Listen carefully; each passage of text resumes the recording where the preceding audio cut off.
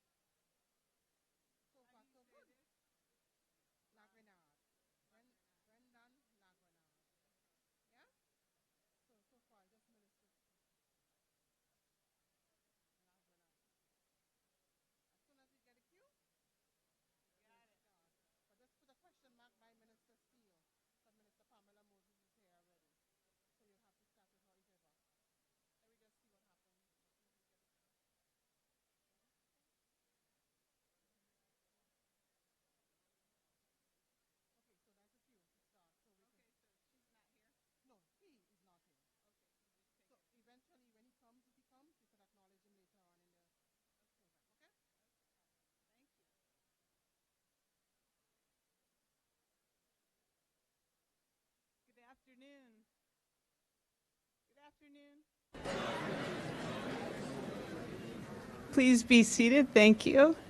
And we ask to switch off your cell phones if they're still on.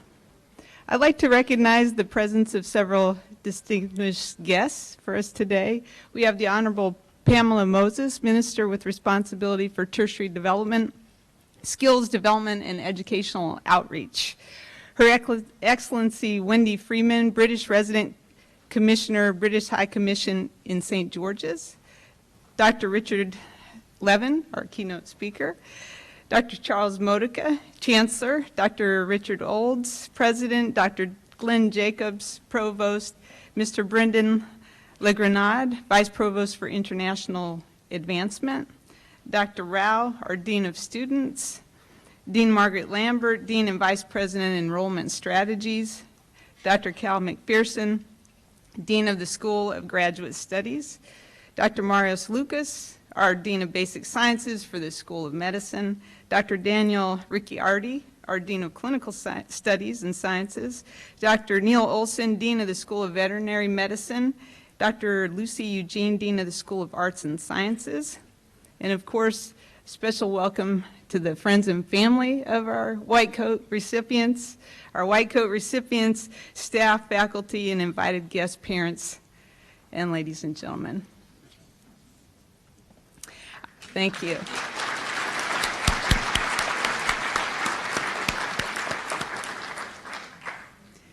I'm Sholene Espinoza. I'm an obstetrician and gynecologist in the city of Los Angeles. And I'm a SGU graduate, the class of January 2015. Thank you. Thank you. And no, I'm not a victim of premature aging. This was something of a midlife crisis / psychotic break gone a little crazy. I'm not sure which. The verdict's still out on the psychotic break, I think. But I have to tell you that this feels a lot like being in labor and delivery, right? That excitement, the, sort of butterflies in the stomach, this hope, promise, complete panic and fear at the same time, right? And if you look around, I want you to really focus today on what it means to be here, to enter this profession, which I call a tribe, to wear this white coat, and just the immense privilege of being able to be part of this institution and to enter into your patients' lives. And also very important to acknowledge what you've achieved to this point. It's easy to sit here and be nervous about, am I going to make it, and classes that you've already started, but this is an enormous achievement and you need to do a victory lap with your family who got you here, okay? So even though you probably want your parents to leave,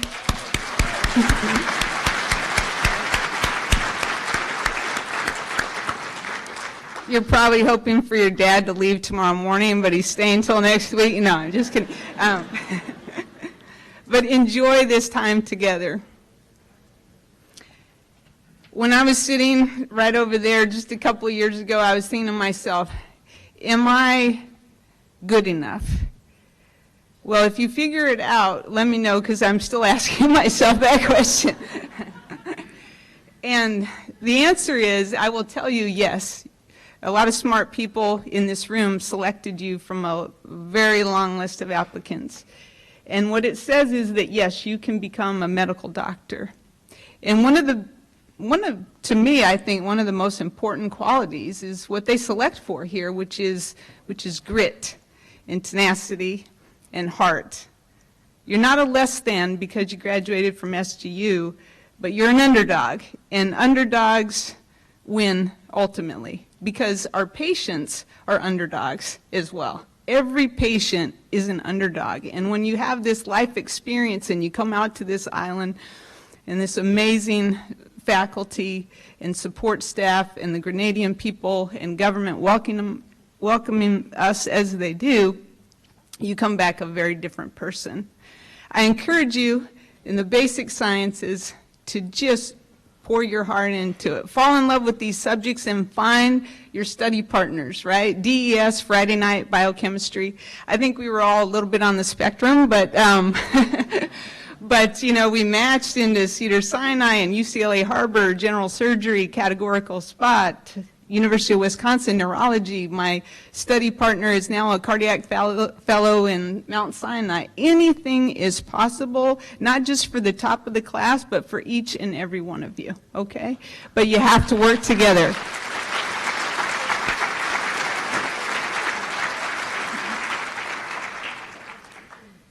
And what today is about, the White Coat Ceremony, is very much about where the clinical medicine is, right? You learn ultimately medicine at the bedside by sharing the human experience. Grenada will change your mind. You have to morphologically change your brain, as my mentor, Dr. Kirkby, used to tell me. And I don't mean the morphological changes when you sample some of the Grenadian botany. I mean the actual morphological changes from the study of science. But it's the heart and soul of your patients that ultimately change you to become the physician that we know that you started off and have the passion to become.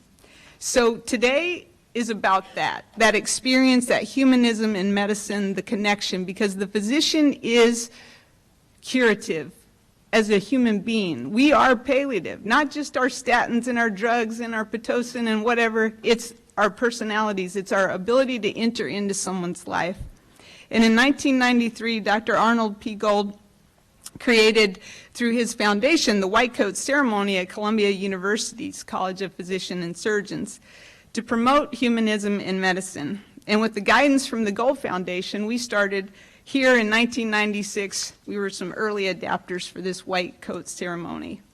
In 2003, they took it a step further and started an entire honor society for people who have a focus and a passion for humanism in medicine. I was privileged and am privileged to be part of that organization. We lost Dr. Gold at the age of 92 in 2018. But his legacy lives on through his White Coat Ceremony and through the Gold Foundation, which I encourage each and every one of you to participate in, if not actually going to meetings, if not looking online. Because it's not only about connection with patients, but it's also about your connection with your own humanity and your own sense of inadequacies, which we certainly all have. The SGU Bioethics Division is who supports and who operates the Gold Foundation Honor Society, as well as this White Coat Ceremony, and in particular thanks to Dr. McPherson for doing that and for making this possible today.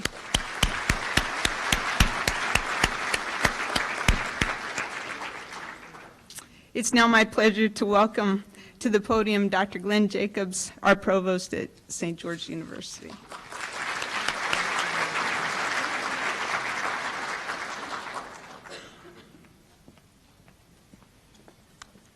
Thank you, Dr. Espinoza. I stand on the protocol already established. Good afternoon. Well, I would like to welcome all of you to St. George's University and this beautiful island of Grenada. A special word of welcome to all the parents, family, and friends present here today. This is a very special day for all of you, and I would like to acknowledge you for what you have done for your student. Now I'm sitting and I'm looking at you and I'm thinking, I wonder what your thoughts here today about your student. This might be the first time you'll see them in medical school, and the next time might be at graduation. I think that would be great. But the path that you had to go through with your student to get them here today is very different. And you as students, probably many of you would not have been here today without their support. So I really want to acknowledge the parents, and I want you as students to give them a great big applause.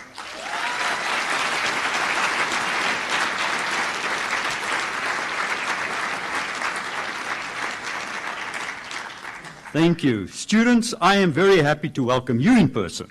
Now, I will not be addressing you that often. I am on campus, I do work here, and I do live here, but hopefully you don't want to see me that often.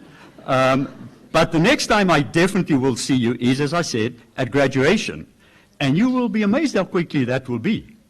So I will encourage you to take time to explore Grenada and get to know this great community.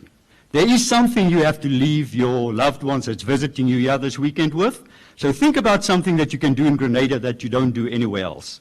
I'm not going to tell you what that is. You can find it out yourselves.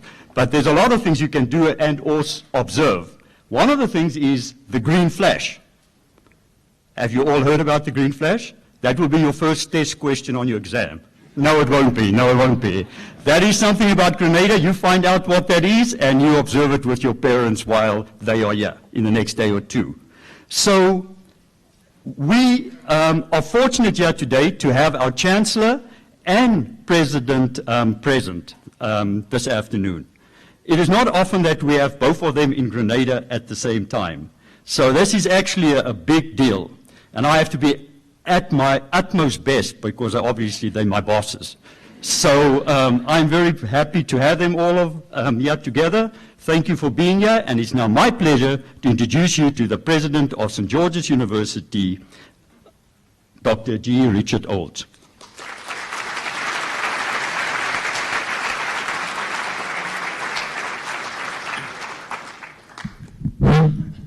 Well, welcome, class of 2024.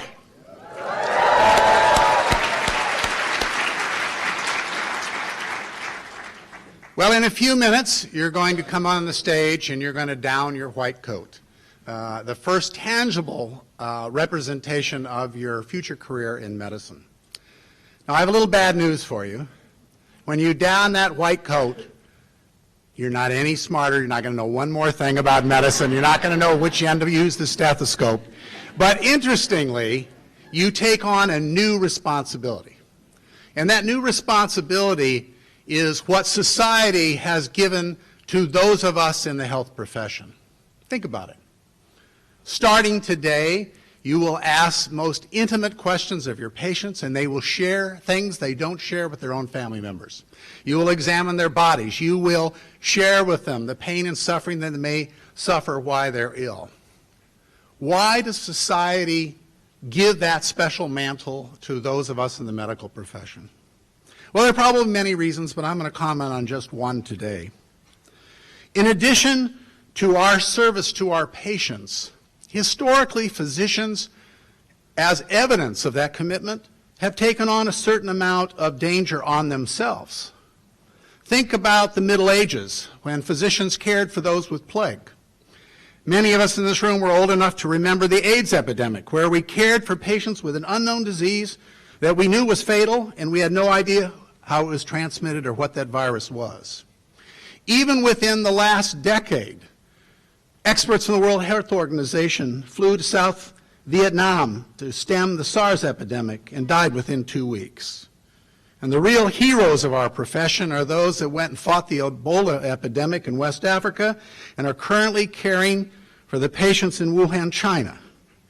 So that as you don that white coat, recognize that in addition to our service for our patients and all the other things that we take for granted in those in the health professions, we have a special mantle that has been passed to us through a small group of physician heroes over many decades. So it's my wish that all of you are going to get an outstanding education. I know that the faculty, the students, and your future patients will do a wonderful job of preparing you for the ultimate giving of the MD degree, and I hope to see all of you 4 years from now in New York City. And I know you will all be outstanding physicians. But it is indeed my prayer that we graduate at least a few heroes. Thank you, and God bless.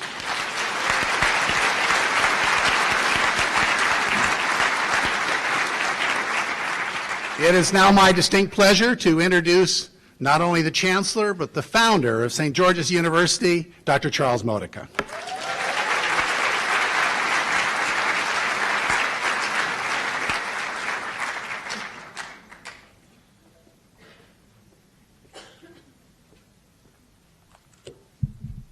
This a little bit. Thank you, Dr. Olds. It's a pleasure to be here again. But when I say again, I don't mean from last year. I've been absent for about 3 years. And I did so voluntarily when we found a new president of this university that was the founding dean of a state university school in California, the first new school in California in 40 years.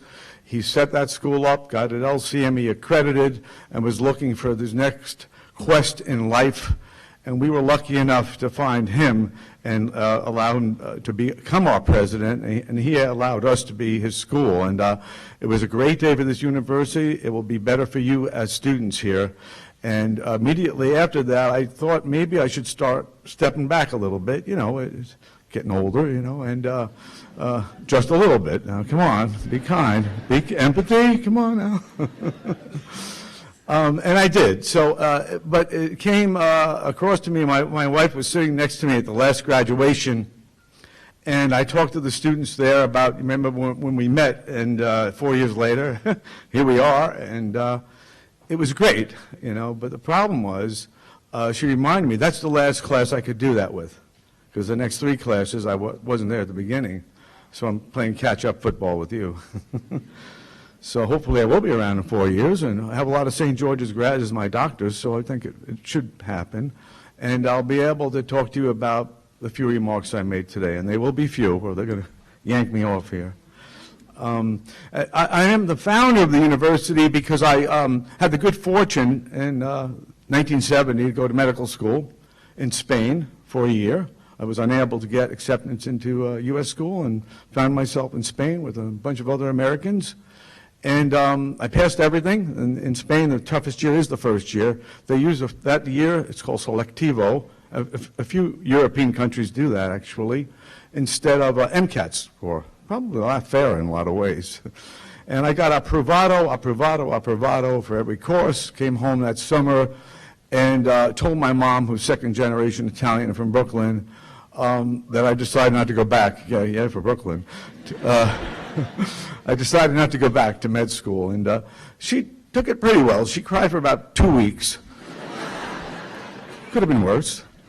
And then it's a kind of a long story, and I had the privilege of sharing it with our keynote speaker last night and his wife, who were a little horrified, and then, okay, it seems like it worked out. And with that, I came back, and the deal I made with my grandfather was, okay, I can accept you don't want to be a doctor, so you'll be a lawyer. I hadn't thought about that at the time when he announced that, but I was happy to go to law school. And one of the things I can relate to you is after being 1 year in Spain with approvato for all my courses, I went to law school. I was number 1 in a class of 300 in my first year, and that's how easy law is compared to medicine. Let me tell you, clap for yourself. So my doctorate is in law, not medicine. I never practiced, and I'm proud to be here in front of you to tell you that when the charter class came down here, I was 29, and the average age of the class was 27. The Prime Minister introduced me to them at Government House in a very formal ceremony, and I remember coming out from behind the curtain with him, and they knew Charles Modica was the Chancellor, but they had never met him. And I'll never forget the looks of absolute horror they had on their face when they saw him, just basically their age, and what the hell could I have known, you know? So it was a sobering experience, but at the same time, it's an experience that allowed this university, I believe, to evolve. One of those people in that charter class, by the way, is your clinical dean now, Dr. Ricciardi. Please just stand in case you haven't met him, you will. And we go to a lot of alumni events because after that introduction to the class, trust me, they really had horror on their faces. I'm not making this up. I knew that the way we could succeed is to be truthful with them, to let them know what they could do in their lives, to tell them the facilities were modest, but you know they had a long way to go. I always use the expression, the light at the end of the tunnel. The tunnel was long, very long, though. That's the problem. And what they did is they believed in themselves. And you look at this campus and you might say, I wonder how many buildings were here when they came. Not one brick of one building or one sidewalk was here when they were here. Those buildings are long gone. The lecture hall was open air.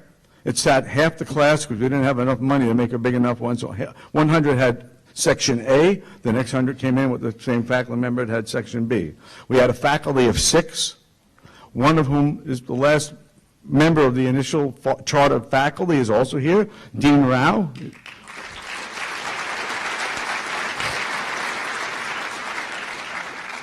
And when I appointed him, I met him at the UN, desperate for another anatomist because one had come and gone really fast, and in the first week, and he was 27, the average age of the class, and I was 29, and it was quite an experience. We kind of looked at each other with shock, like, you know, where am I going and what am I doing? And it all worked out. Not one brick of one building was here in 1977, January of 77, 43 years ago. Not one brick of one building. But the one thing that was here then, that's here now, is the students. That's you guys. You get it? Connection? Come on, I haven't done this for 3 years. Give me a little help here. It's the spirit.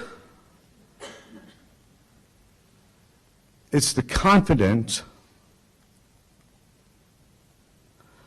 the perseverance, and belief in yourselves that was there then, that is here now. And each and every one of you at least know there really is a light at the end of the tunnel. In the early days, we had to talk about it a lot, and I never had any doubt. People, even our speaker and his wife last night said, did you ever have any doubt about, that this is going to work? I never had any doubt. I was 29 years old. What did I know? But I believed in that with my heart. I studied in Spanish for 1 year. I saw what we had to endure, and I recognized a number of students, even in those days, I think it was 30,000 a year, that couldn't get into U.S. schools, and probably 29,000 were qualified. And in a country, in the United States, that has 1/4 of all the doctors as foreign grads, the U.S. should be exporting medicine, not importing people. The top of every class in India, the Philippines, Pakistan, all these countries have been coming to the U.S. for years. God bless them, but now we got to get you coming back. So as you go through, I want you to also remember that for the last 8 years in a row, and whenever I go to Washington to speak to people about, this, that, and the other thing with this university, I am proud to tell them that the single largest provider of doctors to the United States of America for the last 8 years in a row is St. George's University. And you'll be in one of those classes.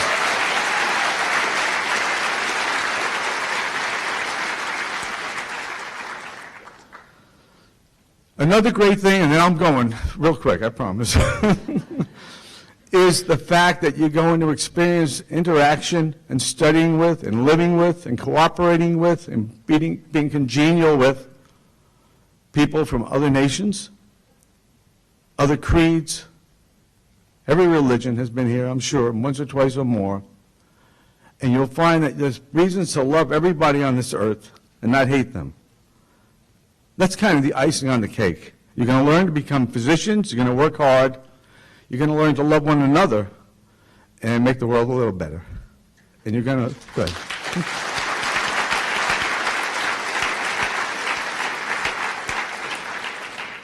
My wife's giving me the look, get off it. Well, that's good. And you're going to do it. I was with the Prime Minister this morning, and he really wanted to be, he couldn't, but he said, make sure you welcome those students and remind them that we are proud as Grenadians to have those students here and this university here, because we're not operating in Grenada, we're operating with Grenada. We're part of Grenada. And this country is a wonderful country, a safe country. It's got everything you need to make those dreams happen, and you've got a lot more buildings and faculty, and the faculty believe in you. I'm telling you, I know that. I don't get into the detail anymore, but I've seen it emerge, and it's never been bigger, better, and smarter, and more caring. And you are the next class. 4 years from now, I'll get to say, oh, I had a little absence for 3 years, but this is the class I got to, and glad I did. Thank you.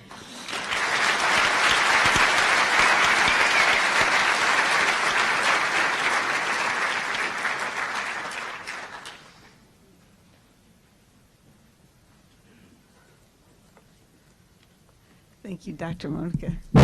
We call Dr. Modica in the military a force multiplier. He's trained 20,000 of us, and if you think about it, that's 20,000, but just think of the millions of patients.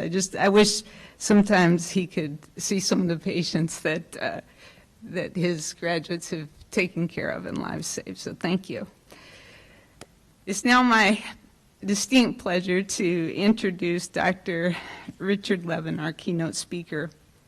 Dr. Levin is actually the president and CEO of the Arnold Gove Foundation. He's the emeritus professor of medicine in the Division of Cardiology at McGill University in Montreal and the Leon Charney Division of Cardiology at New York University. In 1970, he earned his Bachelor of Science in Biology with honors from Yale University and graduated from NYU School of Medicine in 1974.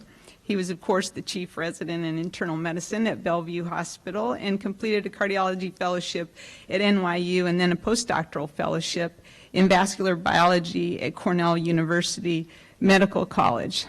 But I want to share a little secret about him is that, which I find is more impressive than any of his credentials, which are extremely impressive, is that he's celebrating his 50th anniversary with his wife, Jane, this weekend. So congratulations.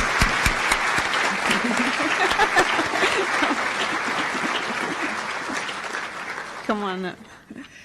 Dr. Levin as well, he's coming up. His scientific interests include the endothelial cell biology, one of my favorite cells personally, the prevention of atherothrombotic events, and the neurobiology of empathy, the reformation of academic health centers for the support of personalized medicine and patient-centered care, and the role of new information technologies in medical education and practice. Please welcome Dr. Levin. Thank you.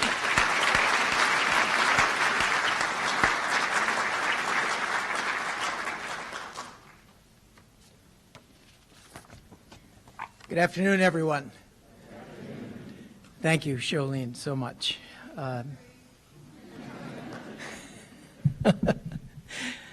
My thanks as well to Provost Jacobs, to President Olds, to Cheryl McPherson, who invited me here to join you this afternoon, and to Chancellor Charles Modica, who is the soul of the place.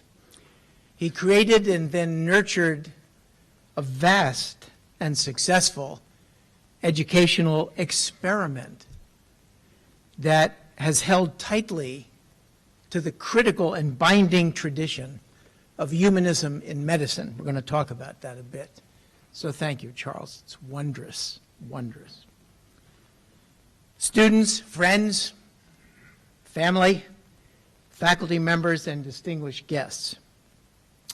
I'm honored to be with you today to celebrate your White Coat Ceremony. I suspect that many of you may have imagined that this ritual began with Hippocrates on the island of Kos in the Aegean and not in the Caribbean.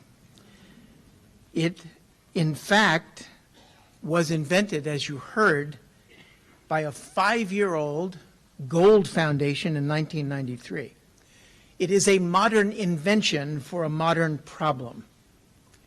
And as you also heard, the remarkable pediatric neurologist who founded us, Arnold Gold, noticed that we were teaching students and residents to move further and further away from patients, literally and figuratively. Rounds moved from the bedside to the hallway to the screen. We were spending more time with data than with patients, and it became harder to remember that illness infects a family and a community as well as your patient in the bed before you.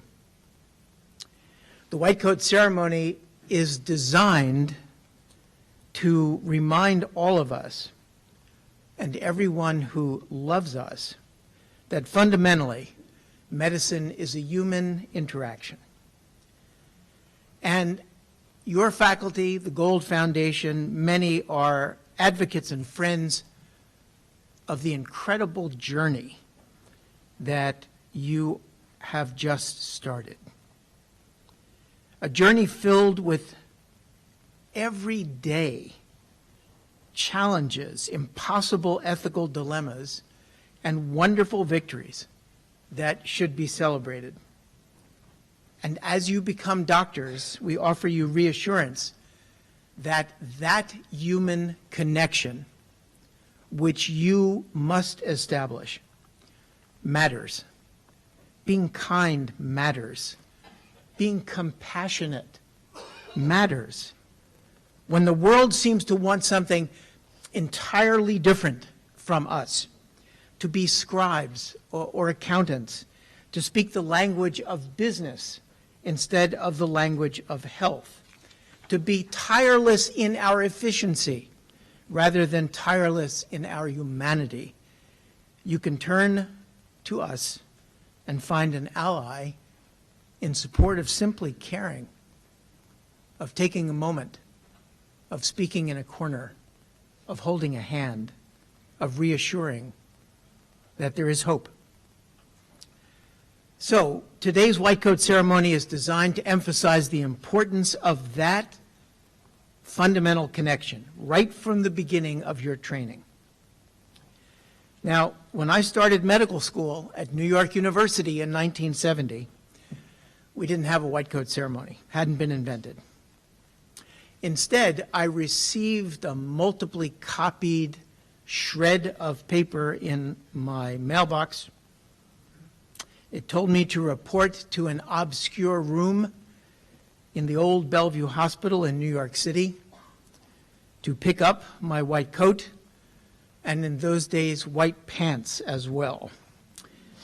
For those of you old enough, we looked like good humor men and women riding in a little white truck with bells on the front, delivering ice cream. And our mission was almost as important as that. On a very hot August day that year, at the appointed time, I walked through the drab green corridors of those old buildings and came to a coat room. There was only one person there, an old seamstress at her sewing machine. She looked up over her glasses and said, "Hi, Doc, you here for your coat?" She quickly assessed my size and shape, grabbed a starch coat from the pile, grabbed pants, and asked me to try them on. And they fit, of course. I was probably her 10,000th students. And she said then, "Doc, you're going to see some things. Some things, Doc." Now, I had a hard time not crying at that moment. I was filled with anxiety. We talked a bit. I wanted to talk to her, but she was busy. And to usher me out, she said, "Listen, you take care of our patients now, Doc. You do a good job. You promised me that, okay?" I promised her I would, and I left. That was my ceremony. And as you see, I haven't forgotten it, not a second of it. You, of course, have a very different ceremony today, and it's a very different time than it was in 1970. We've had incredible advances in medicine since that time, which we celebrate. The CT scan and the MRI gave us superpowers. Heart attacks are stopped before they do damage. The risk of dying from cancer and the pain of treating it has diminished dramatically.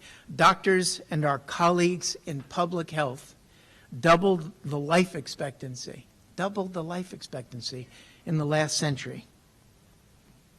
But it is a very challenging time for all of us. Dr. Victor Montori of the Mayo Clinic, a Gold Foundation investigator, founded an organization called the Patient Revolution and wrote a book called Why We Revolt, in which he says, "I see that healthcare has corrupted its mission. It has stopped caring, and I'm not going along with it. It is time to bring about careful, scientifically excellent, and kind patient care for all." In the months and years ahead, you're going to be memorizing more data about illness than you've learned about life. You will learn the signs and symptoms of hundreds of diseases, how to tell a common cold from pneumonia, how to diagnose a broken bone, how to read an ultrasound. Diseases will become enemies, intimately familiar to you from books and lectures and experience, and that massive data, all that memorization, through all the challenges, will make it easy to forget the human connection you want to establish, the reason you came to medical school. Remember these questions. Who are your patients? What do they care about? What matters to them, and what is their story? One of our Gold Foundation honorees, Dr. Rena Audish, wrote a book about this dangerous lapse in connection called In Shock. It's an exquisite book, and I urge you all to read it when you can. Rena is an ICU doctor at Henry Ford Hospital in Detroit, Michigan. And after she became stricken, unexpectedly, with an acute illness in the 7th month of her pregnancy, and lost her child, and died several times in her hospital, being cared for by her colleagues, she saw and knew what it was like to be a patient. And so she worried terribly. She saw from a whole different view how easy it was for a doctor to mix connecting with the patient right in front of them. This is what she wrote about this. We aren't trained to see our patients. We are trained to see disease, pathology. We're taught to forage with scalpels and forceps for an elusive diagnosis buried within obfuscating tissues. We excavate alongside our mentors in delicate, deliberate layers, test by test, attempting to unearth disease. The true relationship is forged between the doctor and the disease. When it comes back, in those reappearances is evoked devastating loss. Past insults when the illnesses prevailed and you failed. The patients carrying the diagnosis are at risk of becoming an accessory to the whole affair. Just another vector. And so this, students, is your biggest challenge. The ways of connecting, the fields you may enter may be nothing like what you can imagine today. An extraordinary example of humanistic practice is my new friend, Dr. Espinoza, who is our MC. She has led a life, graduate of SGU, as you heard, which put her in harm's way, in which, as a pilot for the United States Air Force, she was shot at. She was extracted from a burning plane. She was an embedded newspaper person in the Iraq War because of her experience. And she is now an OBGYN who believes that humanistic practice is as important as understanding the language of medicine, which has been science for 2,500 years. If any of us are an example for you as you start out on this pathway, I think it is Jolene Espinoza.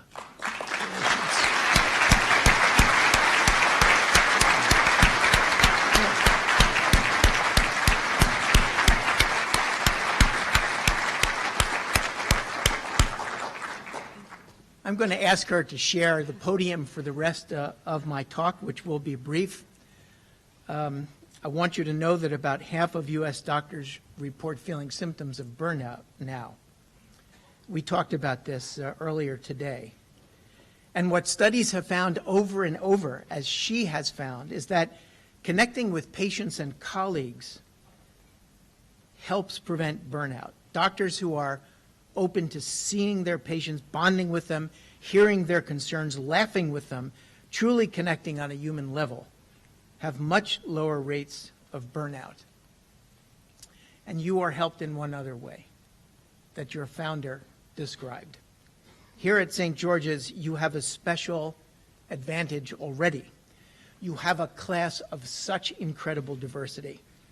Your classmates and their families, your new friends hail from all over the globe and bring radically different backgrounds and experiences to the special place. And you can learn so much from your fellow students. Now, this advice sounds simple to you now, but in the pressure of time, of appointments squeezed to 7 minutes, of electronic health records waiting to be filled out with the individual people who are depending on you, really connecting can be easy to forget. Don't forget. Don't let this dishearten you. We're all here for you, and we know that you have come because you care so deeply. When you leave here and start your residencies, you will have pledged yourself to a lifetime of service to humanity and will begin to carve your own paths in medicine. And if along the way you ever begin to feel lost or see others losing their way, we're all here to help you. My seamstress at Bellevue swore me to my oath, swore me to take care of our patients. By putting on the white coat today, as you are about to do, you do the same. And you honor all of those in our profession who have come before you. Your faculty and your families and I welcome you and wish you the warmest congratulations and the best of luck. Thank you very much.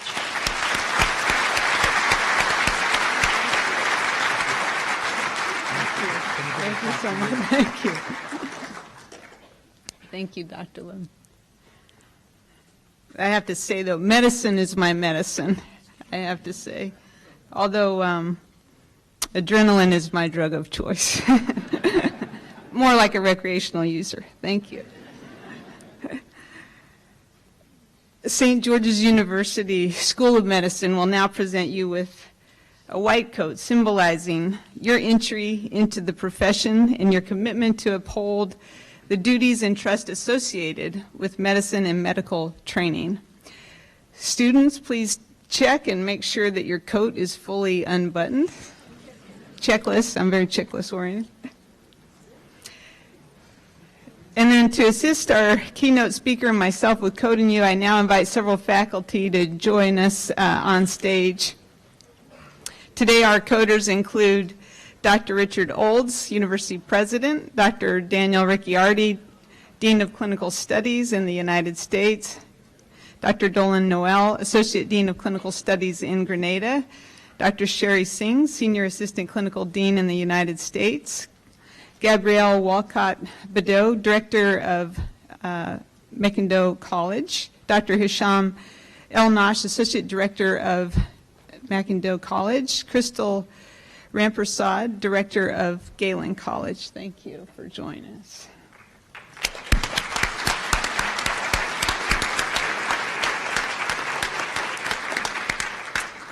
And in recognition of our international enrollment, the Grand Marshal, Dr. Jessica Lindor, our clinical instructor in the Department of Clinical Skills, will call each student by name and state their country of birth.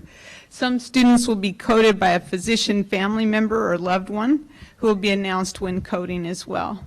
And we just ask that you please hold your applause until all students have been coded and then keep the aisles clear for our duration of the coding. Okay, all right. At this time, I invite the students to stand and recite, or actually, we're going to do the codes first, right? That's the end, sorry. All right, got ahead of myself. So we'll go ahead and read the names. I'm pleased to announce the following white coat recipients. Mr. Navjot Singh from California. Thomas Ventrone, New Jersey. Sadaf Hassanzada Asim, California. Galere Vakili, Maryland. Alexandra Mitchell, Louisiana. Krishna Madala, Massachusetts. Rajiv Midha, Tennessee. Charlene Wadud, New York.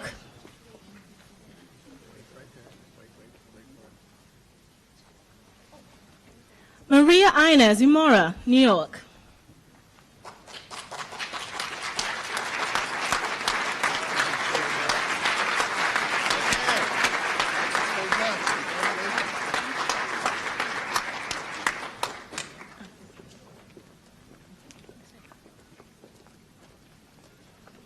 Connor Riley, New Jersey.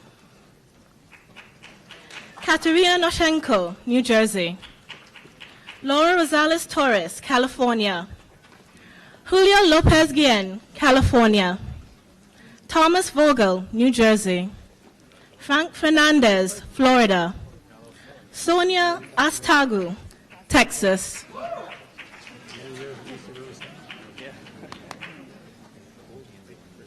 Logan Campbell, Indiana.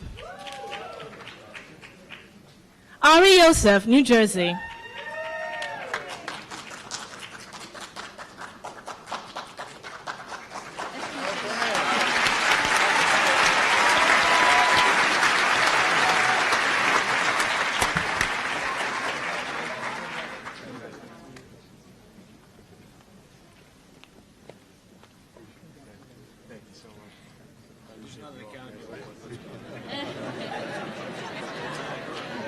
Irfan Chowdhury, Florida. Tom Woodruff, California. Marie McHale from Ohio will be courted by her parents, Yasser and Josephine McHale.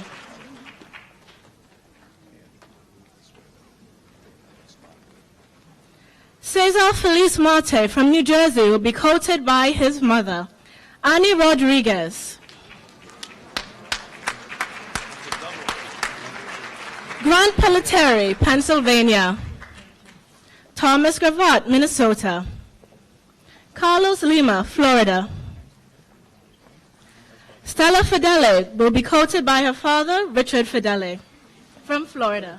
Grandfather, pardon me.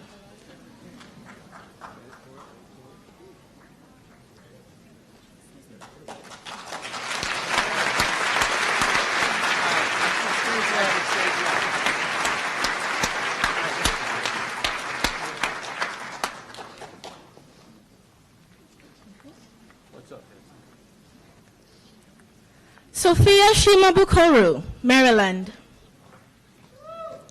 Marushini Gunasakara, New Jersey. Mary Law, Georgia. Cassandra Convertino, New Jersey. Stephanie Snyder, Florida. Bita Beheden, Florida. Lindsay Geezer, Washington. Amanda Neem, South Carolina, will be courted by Alicia Neem, SGU class of 2024.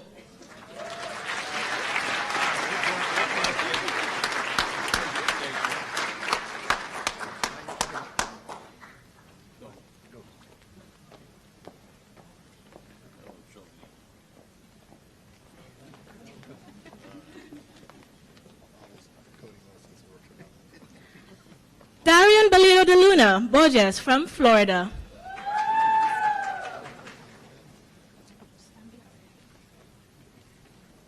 Judy Trang from Georgia and Virginia Gabrisus from Georgia will be courted by Michael Manganin.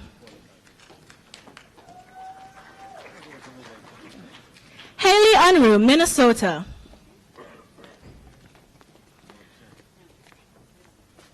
Rachel Hulick from Lebanon. Daniela Austin, Trinidad and Tobago. Kimia Tagados from Ontario will be courted by Nadir Tagados, her father. Michael Keyser, New York. Savannah Nichols, Texas. Carmen Bra, Ontario.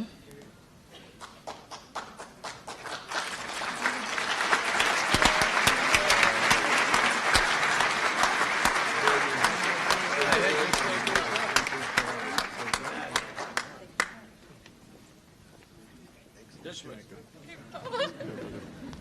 Graduation's a while yet. Okay, let's go.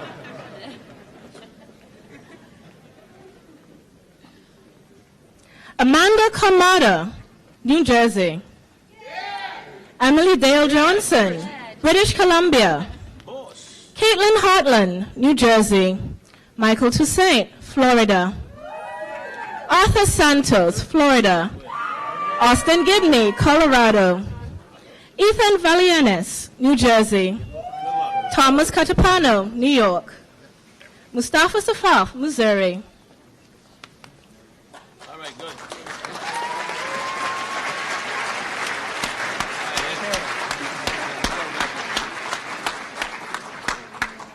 Nobody's father owns a dry cleaner. Palak Shahan, Illinois. Jasmine Key, California. Sumaya Hassan, Texas. Saida Fatima, Maryland. Ashley Burke, New York. Carly Meek, Arizona. Natalie Francisco from New York will be quoted by Richard Francisco. Carol Felix, Grenada. Rashid Greaves, Grenada.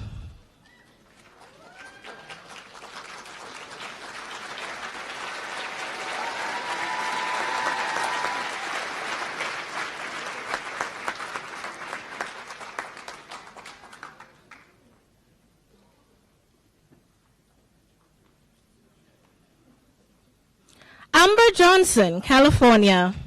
Chelsea Noel, Grenada. Dylan Yu, Toronto. Aidan O'Brien, Connecticut. Manal Parasha, Pennsylvania. Jordan Castell, Trinidad and Tobago. Samil Ahmed, Ireland.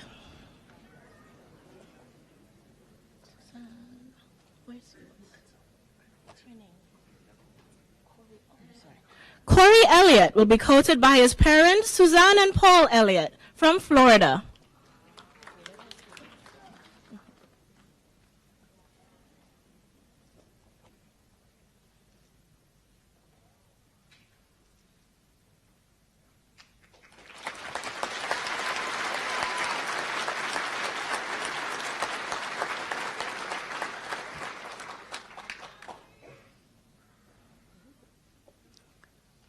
Mary Kachatrian, California. Stephen Boutros, California. Kenneth Azor, Florida. Joseph Park, Virginia. Jimmy Lee, North Carolina. Dirk Stanfield, Virginia.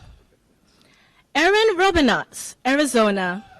Sebastian Veragarces, New Jersey. Aaron Rubenstein, New York.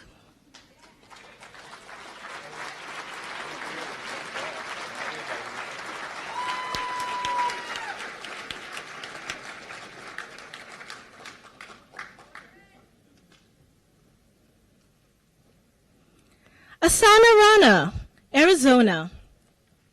Rama Mane, California. Erica Mehta, New Jersey.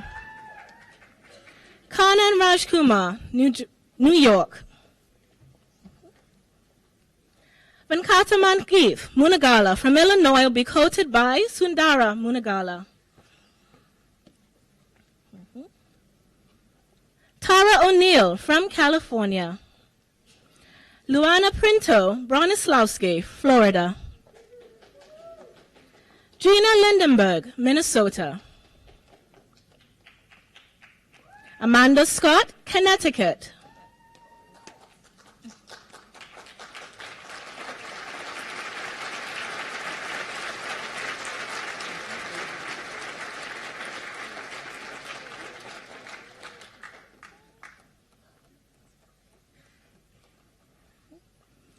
Vanessa Matthew, New Jersey. Carolina Preku, New York. Mark Ginsburg, New York. Jessica Smideka, Ohio. Reynard Thomas, Grenada. Tyrone Gundley, Maryland. Mary Ulabi, Maryland. Aisha Ali, New York. Hisar Jack, Michigan.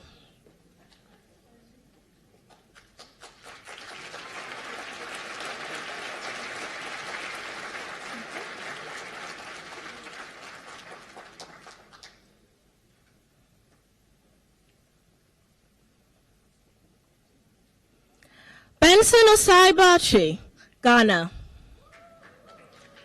Eric Otume, Ghana. Isabella Breck, Venezuela. Andrea Michelle Cecilia, Florida. Sarah Vistok, Virginia. Shari Hussein, New Jersey. Genoveva Coca, Rhode Island. Katrina Barabad, Philippines. Caroline Bacchus, Atlanta.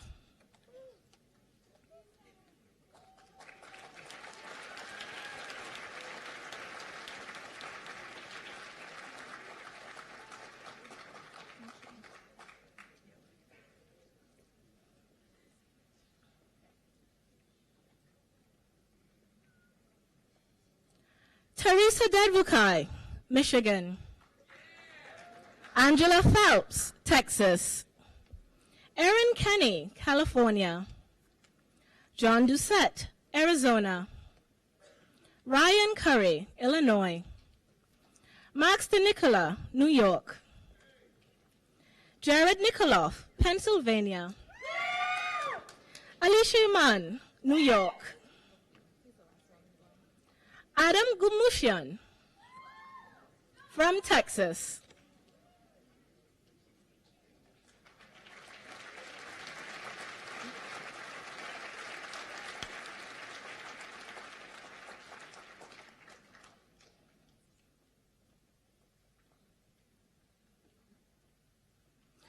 Gotham Kilaru, Ontario. Adam Amani, California. Kamala Danier from Virginia will be quoted by Jasser Anier. Ashley Halstead, Florida. Derek Manis, Ohio. Karima Santaler, Grenada. Keisha Bernard, Grenada. Kashina Primus, Grenada. Mandelis Loda, Dominica. Naomi Alexander from Trinidad and Tobago.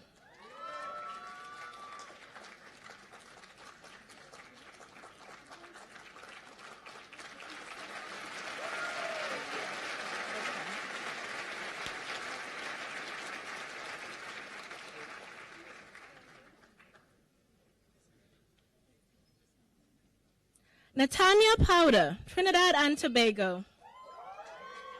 Renee Campbell, Grenada. Selma Jambi from Syria will be quoted by her father, Dr. Jambi. Jocasta Marta, Marshall, Ontario. Harsha Thantil Kumar, India. Cherise Fraser, Grenada. Rachel Kerr, Grenada. Renee Woods, Colorado. Kevin Fernandez, New York. Michael Tawadros, British Columbia.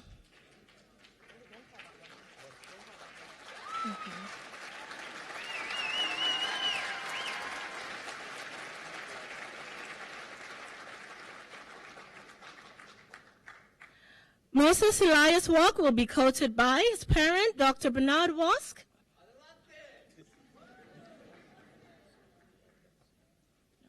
Parag Shukla would also be quoted by Mr. Padma, Dr. Padma, and Dr. Seema Shukla. Right ahead. Thank you. Thank you. Sally Castax from Wisconsin. Mayat Hain from Washington. Jacob Lee Buyuli from Ohio. Joshua Lee from California. Paul DeRoche from New Jersey. Christian Gonzalez from Florida. Sherwin Sinai, Colorado. Thank you.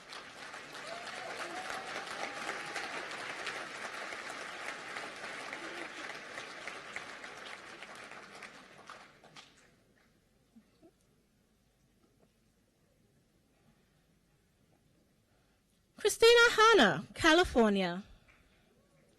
Thank you. Brianna Palmer, Ontario. Jade Barquette, California. Bhavika Duke, South Africa. Umandi Wikramanti, Sri Lanka. Ebony Butler, Tennessee.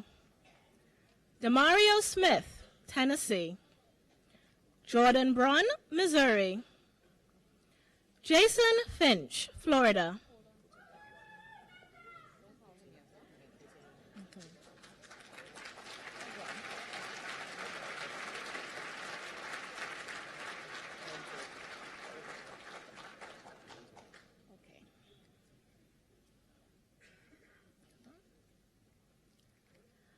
Grant Alozi from California will be quoted by Dr. Kubidor Juya.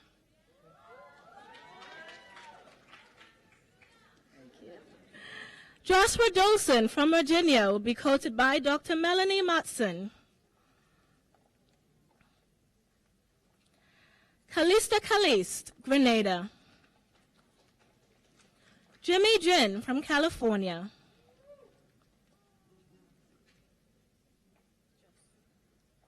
Joss Jean-Philippe, Haiti. Tarala Washington, New Jersey. Shayla Cook, Louisiana. Mitchell Tomei, Arizona. Maria Zario, Florida.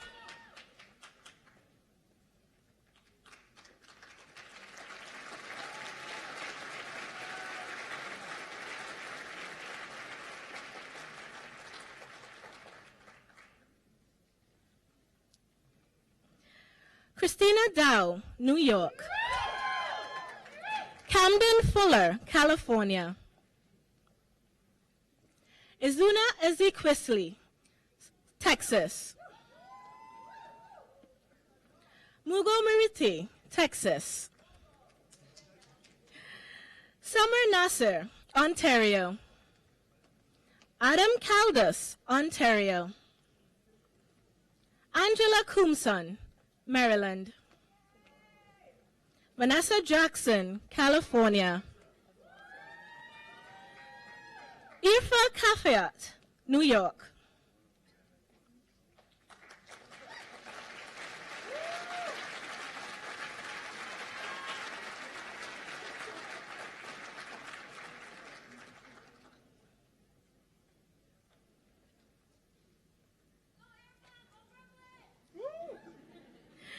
Ariel Santos, New York. Michael Santos, New York. Brittany Bernard, Jamaica. Chideri Ajugu, Nigeria. Nikisha Bruni, Dominica. Kusa Yassin, Texas. Saif Yassin, Florida. Kyrillos Gurges, Egypt. Tatiana Hatchett, California.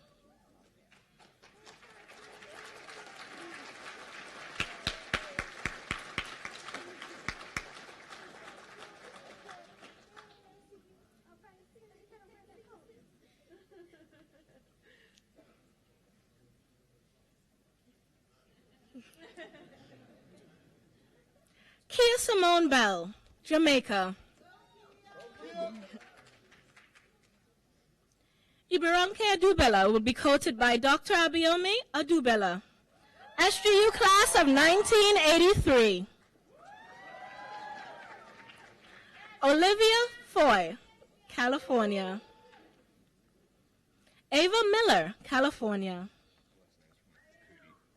Michael Cudi, Georgia. Thomas Leonard, Venezuela. Stefano Leon, Illinois. Carlos Neves, New York. Kyle Carmona, Connecticut.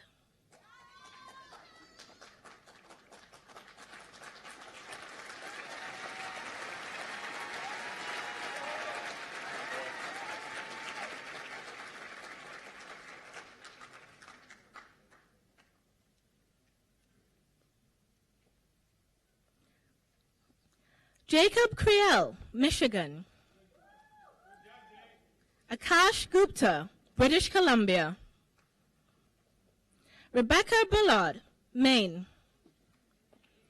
Natasha Hastings, California. Melvin Nasala, Cameroon. Abigail Kamau, Kenya. Nicole Christel, Florida.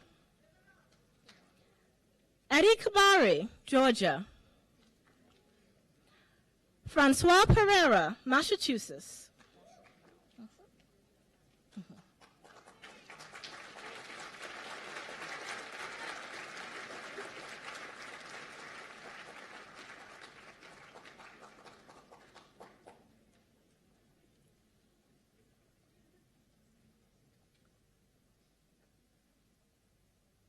Junwoo Park, South Korea. Yongin Park, South Korea.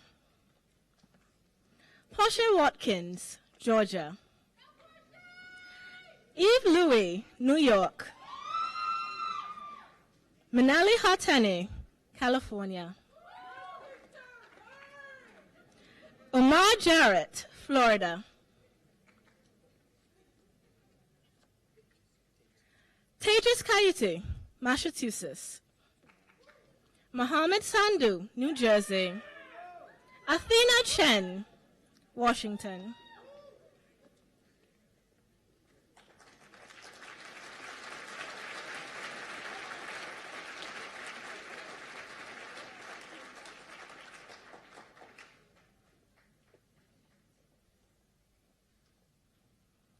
Lindsay Wilburn, Texas. Linnea Ridlin, Illinois. Griffin Neville, Texas. Brianna Garam, New Jersey. Ravina Patel, California. Renee C., Hong Kong. Brady Hernandez, Louisiana. Monica Azald, California. Kanza Hasnain, Massachusetts.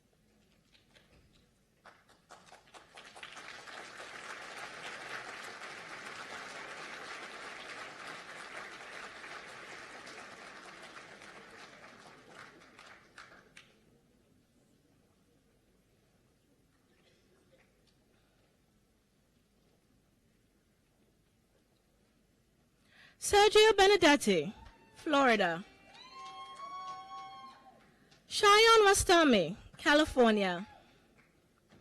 Christopher Karanovic, Hawaii. Stephanie Chan, British Columbia. Theodomir Halenduati, Texas. Koketso Jeffrey, Botswana. Adadayo Bogan, Georgia. Thomas Landry, California. Masood Azizi, New York.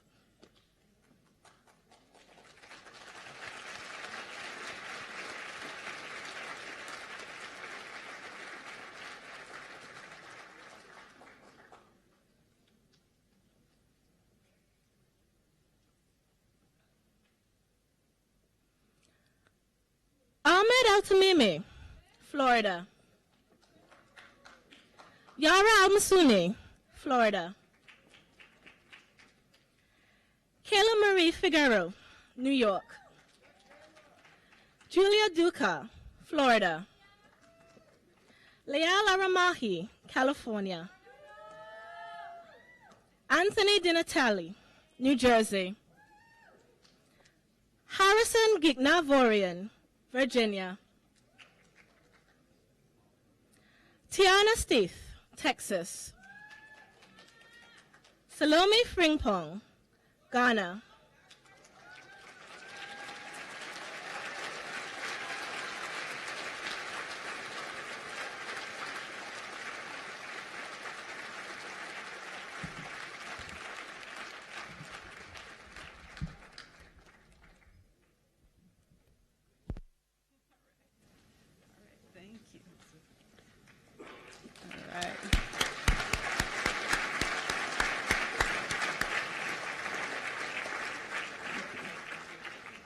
I got to tell you, you guys look amazing, don't they?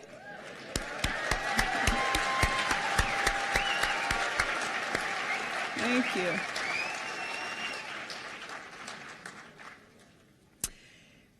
At this time, I invite the students to stand and recite aloud with me the professional commitment listed in your program.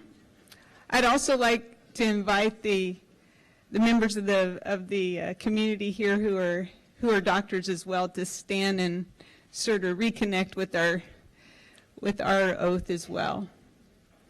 This commitment was written by a student task force in 1995 and has been recited at each of our School of Medicine White Coat ceremonies. So we can read this together. Today is the beginning of my medical education and training as a physician. I acknowledge my responsibility to continue the pursuit of knowledge and understanding that when I cease to be a practicing physician. I am entering training for a noble profession in which my interests must always be subservient to those who may seek my assistance. I must ever be conscious of the value of my fellow health professionals and treat them with respect at all times. My classmates at St. George's University are now my colleagues, and I owe to them the same support and encouragement to achieve their goals as I hope to receive from them. I will work alongside my colleagues and professors with tolerance, compassion, and honesty. I acknowledge my obligation to adhere to the University Honor Code and to conduct myself with integrity and an ethical manner at all times henceforth. I shall do all within my power to show in myself an example of all that is honorable and good throughout my medical career. It is a privilege to have been given the opportunity to become a physician. May I ever be conscious of. Thank you. Please be seated.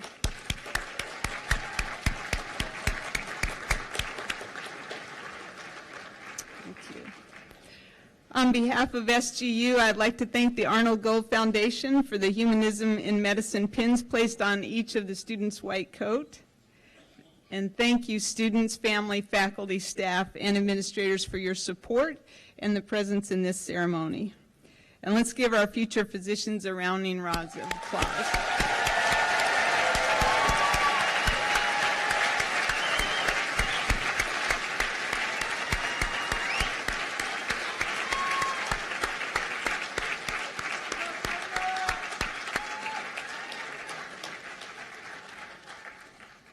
This makes me want to stay and go through the next 4 years with you guys, but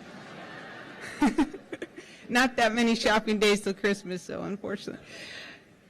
You're all invited to celebrate with us at a reception at the Lewin Marion Medical Hall. Please remain seated, however, for now, and keep the aisles clear until our students have exited as directed by the ushers. Thank you for joining us today, and God bless you.